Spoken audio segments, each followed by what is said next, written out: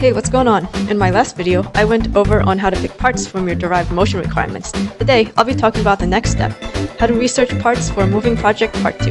This is about designing a chassis. A what? A chassis. What's a chassis? Good question. In its most simplest form, a chassis is a frame for your parts to rest on. You see this with cars and even things that don't move. For example, building a computer. You don't just connect the motherboard, power supply, hard drives, RAM, processor, and GPU together off the bat when you get them.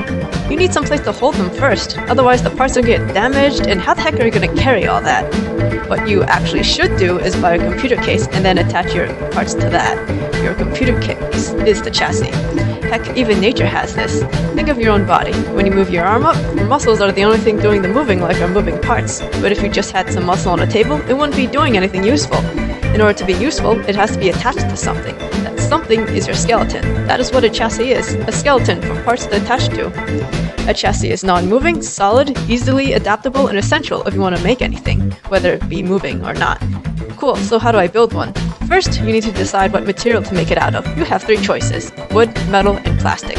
I like to call them the Holy Trinity. It's called the Holy Trinity because anything else isn't strong enough.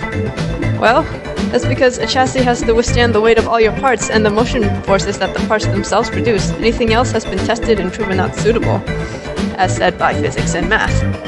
So, which one do I use? Depends on how much money you have, how strong you want it to be, and how much weight you can tolerate. Which these factors, I've ordered the 3 materials as such. Wood is cheap, light, and weak.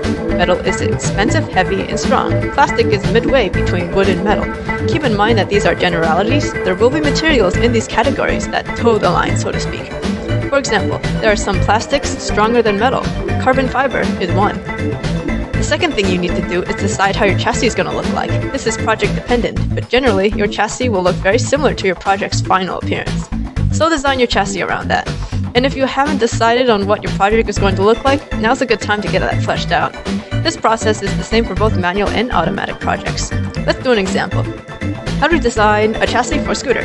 Well, first, what material should we make it out of? Let's do metal, since that's standard. Okay, then what do scooters look like? Our chassis here is this flat board on the scooter. Why? Because that is the only place on the scooter where everything is attached to and doesn't move. The core, so to speak. Our parts list for a manual scooter are now 360-degree hinges, wheels, and a metal board. For an automatic motorized scooter, our parts are motors and a metal board. Next, we'll cover support parts because things like wheels and motors don't just magically attach themselves to a chassis, as much as I would love that. So stay tuned. If you like this, subscribe. Let me know what you think in the comments below. Feel free to throw some suggestions too. Thanks.